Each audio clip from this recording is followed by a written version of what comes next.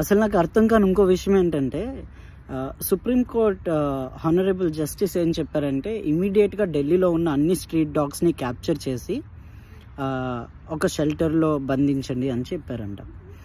Okay, ఒకవేళ నిజంగా capture చేసినా వాటిని ప్రాపర్గా టేక్ కేర్ చేస్తాకి ఆ కుక్కల లైఫ్ కూడా బాగుండేలాగా అరౌండ్ 800,000 నుంచి 1 million డాగ్స్ని పెట్టుకునే అంత కెపాసిటీ ఉండే ప్లేసెస్ ఉన్నాయా మన దగ్గర, అండ్ ఆ షెల్టర్స్ ఉన్నాయా? ఆల్రెడీ మనం చాలా చూసాం. బెంగళూరులో డాగ్ మీట్ని సేల్ చేస్తాం,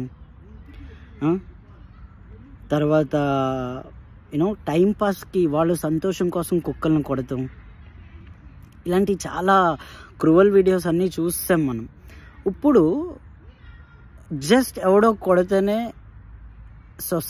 సోషల్ మీడియాలో ఒక వీడియో వైరల్ అవుతేనే మన ఇండియన్స్ తట్టుకోలేకపోయాము. అలాంటిది ఒక సుప్రీంకోర్టు జడ్జి డైరెక్ట్గా ఆర్డర్ వేస్తారనమాట, అన్ని కుక్కల్ని పట్టుకుని వాటిని బంధించండి అని చెప్పి.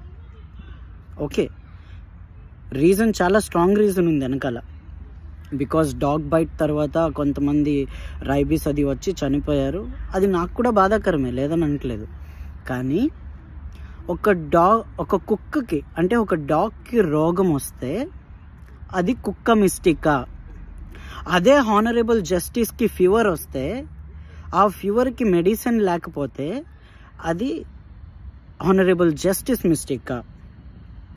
This is my straightforward question to that Honorable Justice of Supreme Court of India, Supreme Court of Delhi.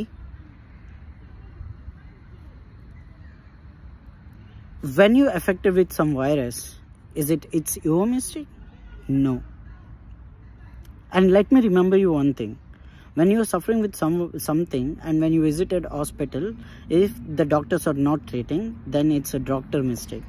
In the same way, though the government has been assigned an organization to take care of those street dogs, AWBI, Animal Welfare Based Organization. So what they are doing? Is it they have not vaccinated all of those dogs which is in Delhi?